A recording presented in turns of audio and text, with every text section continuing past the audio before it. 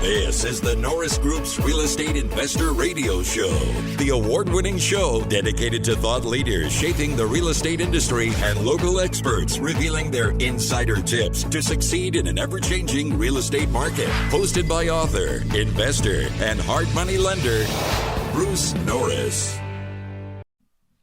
The Norris Group proudly presents our 16th annual award-winning event, I Survived Real Estate.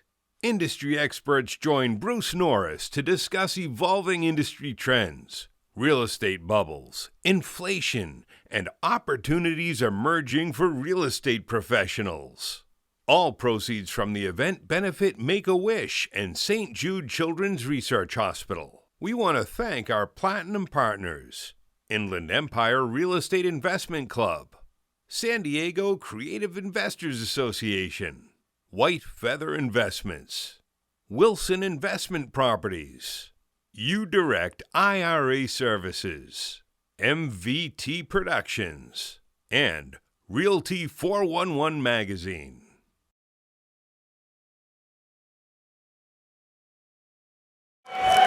So please welcome to the stage Craig Evans. He's the CEO of Douglas Burke Homes, DBL Capital, and Trinity Building Homes and Design.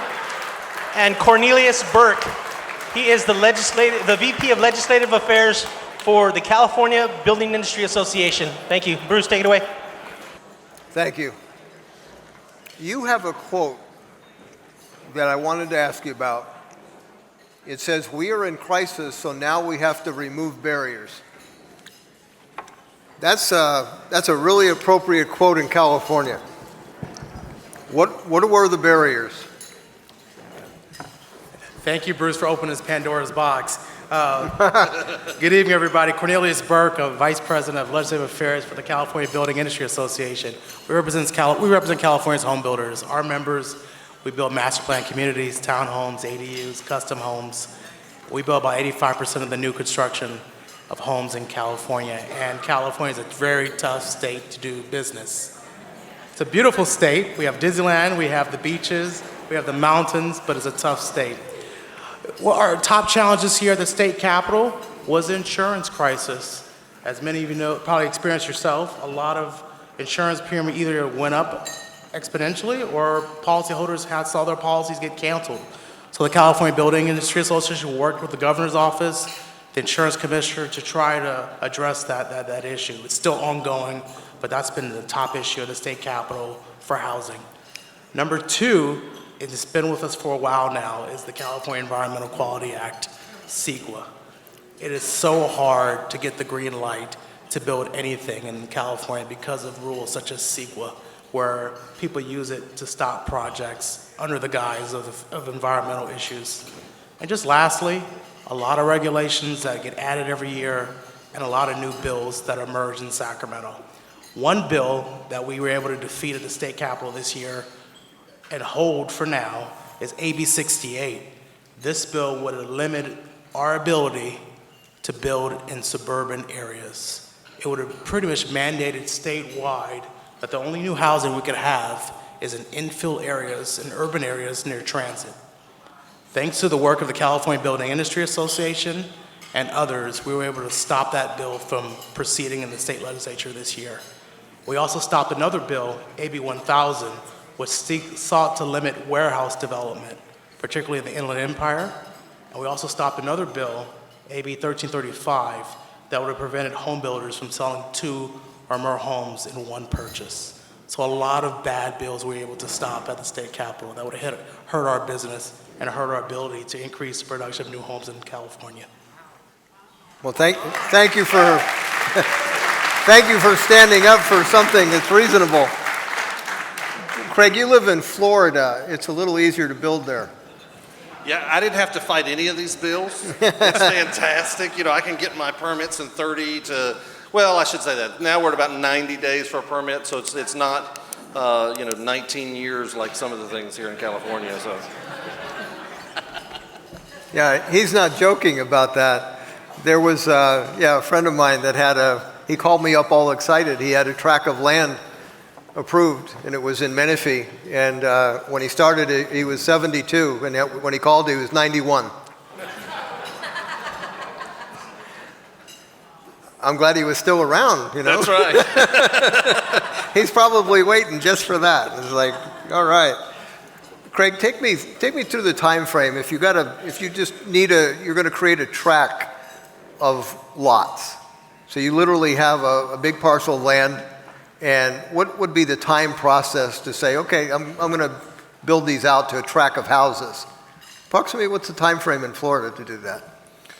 So I guess there's two factors there. If we're developing new land, that process we can start going with horizontals within 11 months or so. From completely raw land, we could start to go horizontal within about 11 months, and then within 90 days after that start to go vertical. But the interesting thing about Florida right now, is especially in Southwest Florida and some areas on the east coast of Florida, the scattered lot game in Florida is really what's a big deal.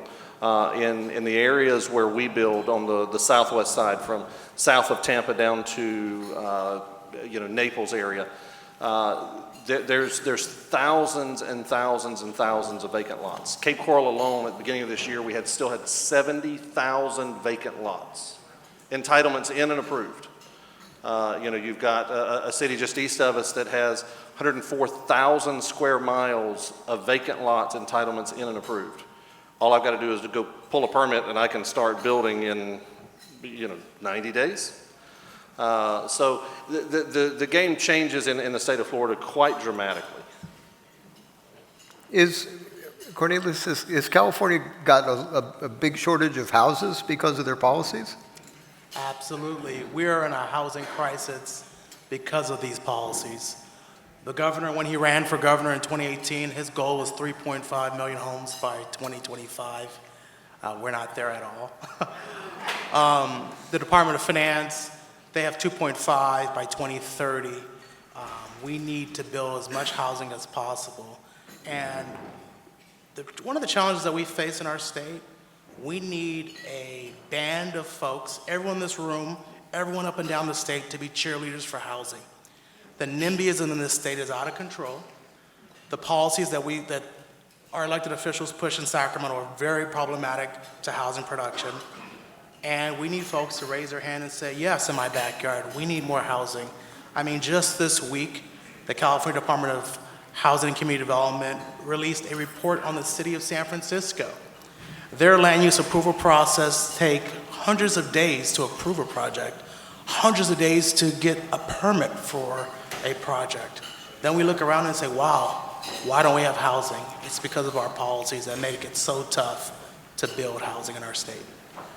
So instead of building new houses, so I'm familiar with the charts. California usually goes on a cycle, ends up about 150,000 houses, but just came off of 120 before that, 100. So you never passed 50 or 60,000 homes for this whole run of boom.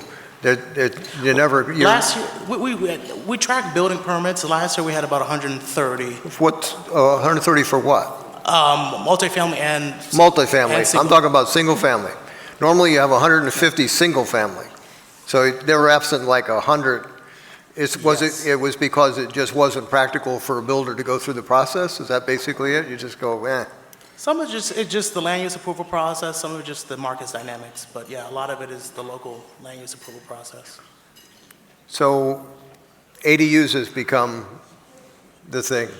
So apparently that's something California wants to occur. Absolutely, ADUs have taken off, and it's because of just reducing the barriers. Now they're ministerial, they're buy right over the counter. There was legislation passed this year and signed into law to make them ADU condos. A lot of questions on implementation of that.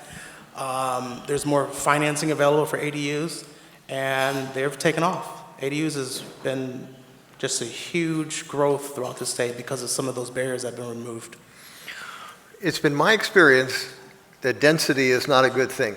I'll just lay that out. I've been a buyer for a long time.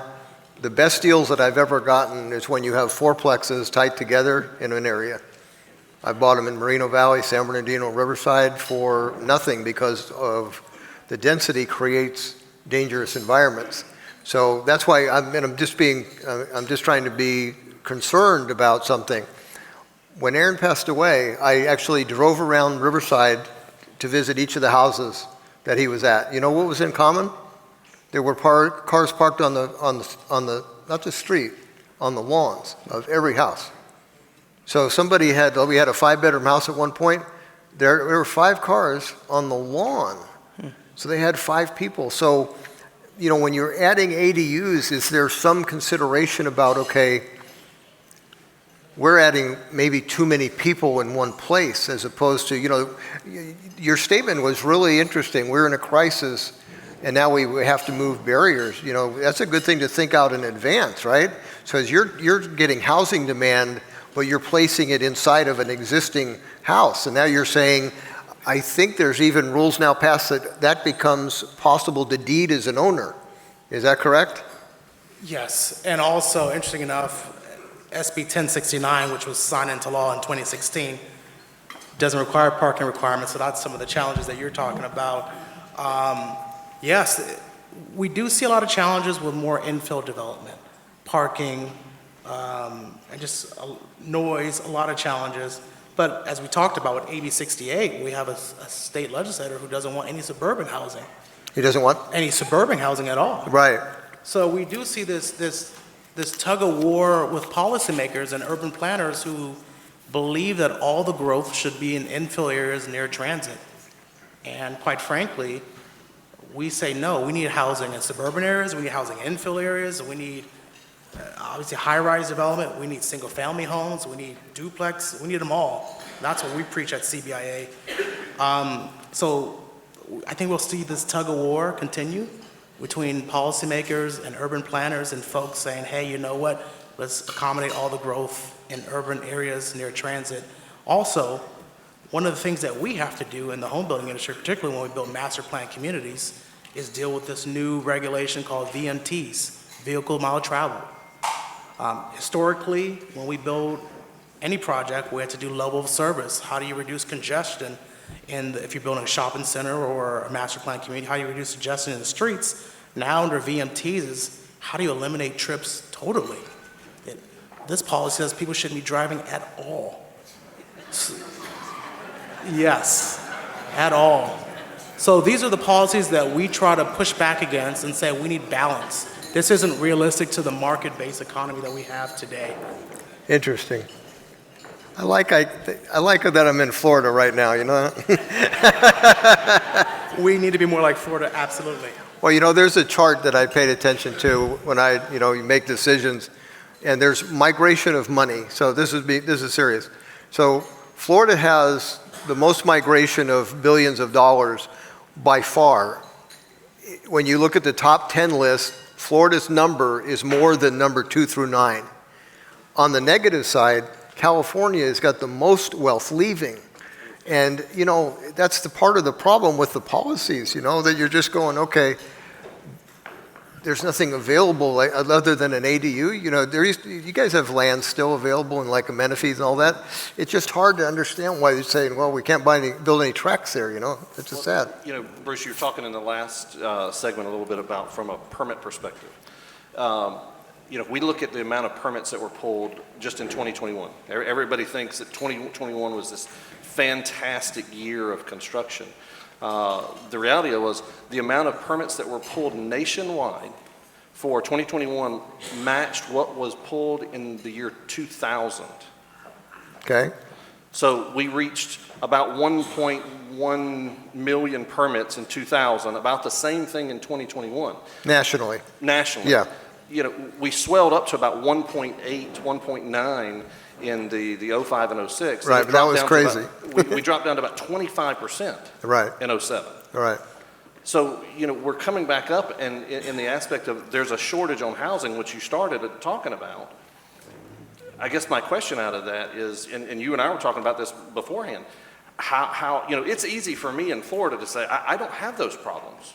I mean, you know, we talked about that. I don't have that problem of how to build new housing, but yet we still have a shortage of housing because you and I have talked today, that's not coming, what you talked about in the segment, that's not coming out of a resale. The people in Florida are not going to walk from a 2, 3, or 4% no. to buy anything in a 5, 6, 7, or 8. Well, that's so in that building of filling that space out of people that are renting or those types of things. Once we can get to an affordability rate, how do we do that in California? Because California is basically saying we don't want to be a part of anything to fill that niche of permits that's needed for the country that we're already behind. Yeah. So that's something that Cornelius and I have been.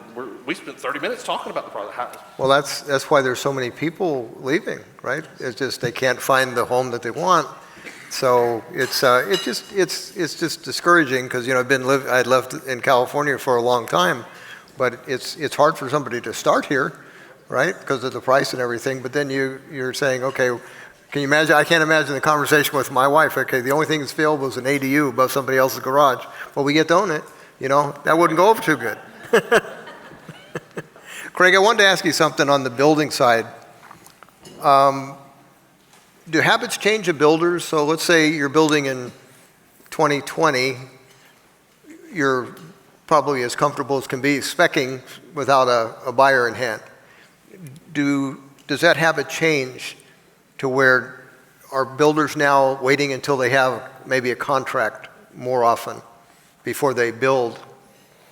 Over the last 2 years, that has definitely changed a lot, and builders, depending on their pace of being able to deliver a product, which all things being equal, that the last 2 years of that as a builder has been extremely difficult to deliver a product on time in a decent time frame.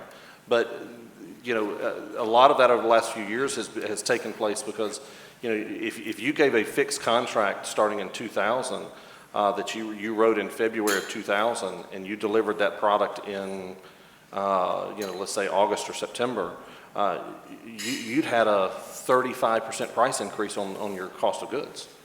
If you're in affordability housing, you don't have that margin, so you were selling that house and paying $20,000 to get to the closing table. So you're talking about 2020? In 2020. 2020, okay. Correct. So by midway through 2020, a lot of builders were having to say, hey, we're not going to continue to eat this. Right. Because, for starting about 15, as buildings started to move back up, a lot of builders, not all, but a lot of builders were going to a fixed price that they didn't have cost escalators in them. And so in that process, builders were saying, hey, wait a minute, we're about to be toasted here. So a lot of them had to get out of those, get those off the balance sheet and then start going to cost escalators or just waiting until the very end. Okay. Cost escalators wasn't good because the lenders didn't like them, and so they didn't want to lend on it because they didn't know if the person was going to even build how much work was a lender going to do to not be able to close that loan when they got to it, because if the cost of the house had gone up 30%, the person couldn't do it, then they just done work for nothing. How have you implemented loan buy downs in the new housing sales? So it's interesting in what Doug was talking about earlier. A lot of the big nationals, they've got a balance sheet a lot different than I do. So they can afford to go in and do a 2-3% buy down, buy that down from 8.25 down to 5.5. Up front. Which is not cheap. It is not cheap. For me at a $350,000 to $400,000 house, I can buy down 1.25 for about $6,800. I go to 2 points, it takes me to $25,000. So for I'm going to do 250 houses this year. That's a big swing that says, okay, this house may not be profitable anymore, right, or as profitable and still cover fixed costs on all the employees that we've got. So it's definitely a challenge in competing with some of the nationals because they've got the ability and they've got a balance sheet that they can back into and do things that a lot of regionals and smaller builders physically can't do. But a permanent, point and a quarter buy down, that's a great tool that we've used and are using it, and it's making a difference because again, for most of what we do, our bread and butter is affordable workforce housing. A point and a quarter on our housing is $300 to $350 change in their payment. Right. That now says that mom and dad can still go buy milk and can take their kids out to see a movie on the weekends. Okay. Joey, where are you? You gave me one finger. I don't know which one it was, but it was this one. All right. At this time, we're going to bring the rest of the panelists up, but we have something special. Tom Wilson, Could you please come up to the stage?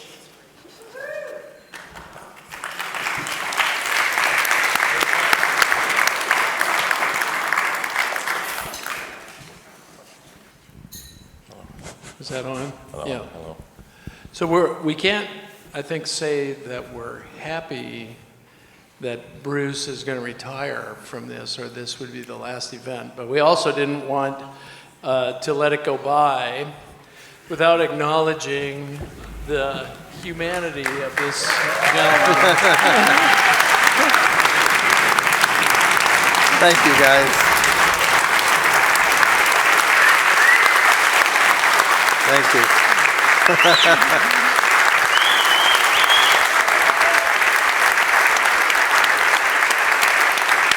Thank you. So we have a couple of things, and it's for all of us. So this is from all of us. And to know the man is to love the man. And we were trying to think of things that would be specific to our, what attracted us to this. For me, I suggested it's the education and the celebration. This event represents both of those things, and that's a big part of your life. So thank you for that. Thank you very much. Doug, did you read what it was? Oh, I didn't. So we all know this is a certificate of a acknowledgement of a donation made to the Nixon Library and the Nixon National Cancer Conference in honor of Bruce Norris and in memory of Aaron Norris. So from all of the sponsors and all of the... Thank you very much. Thank you. I had the pleasure of meeting Bruce in about 2005, and he put the data behind my hunch and feelings that we were in a bubble. And Bruce, I really love you, but I especially like that you saved me so much money. I probably know everybody. When early on in getting to know Bruce, we were engaged in a conversation one time with a real estate professional who was arguing something really silly, like prices always come down when mortgage rates go up. Yeah. which we all know, Bruce has taught us otherwise.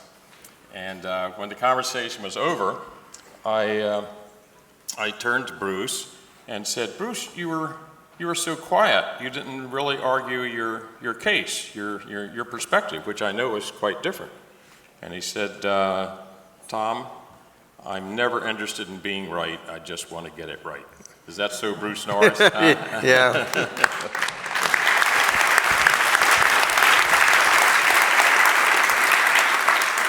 So on behalf of the sponsors and all of us who have gotten great pleasure out of this world-class event that Aaron started and that you've embraced in all these years, thanks for all this wonderful fact-based education that you've given us. Thank you. And I have a plaque here for you which shows a picture of the panel of I Survived in years. Okay. So this started in 2008. This is the 16th year Wow. for I Survived. And it says, presented to Bruce Norris and the Norris Group in memory of Aaron Norris, in gratitude for your years of inspiration and your real estate investment community and the survivors. Very cool. Thank you. Thank you, Bruce. Thank you, guys. Thank you. Thank you. See isurvivedrealestate.com for event details, information on all our generous sponsors, and to connect with our speakers. We'd also like to thank our gold sponsors: Chase Leland Photography, Fair Trade Real Estate, Inland Valley Association of Realtors, Keystone CPA, Lavis Tax Wealth Management, NorCal RIA, NSD-REI, Pasadena Phoebe, Property Radar, The Outspoken Investor, Tony Alvarez, White House Catering, Windermere Tower Realty, Rick and Leanne Rossiter. See isurvivedrealestate.com for event details. For more information on hard money loans and upcoming events with the Norris Group, check out thenorrisgroup.com. For information on passive investing with trust deeds, visit tngtrustdeeds.com. The Norris Group originates and services loans in California and Florida under California DRE License 012-19911, Florida Mortgage Lender License 1577, and NMLS License 1623669. For more information on hard money lending, go to thenorrisgroup.com and click the Hard Money tab.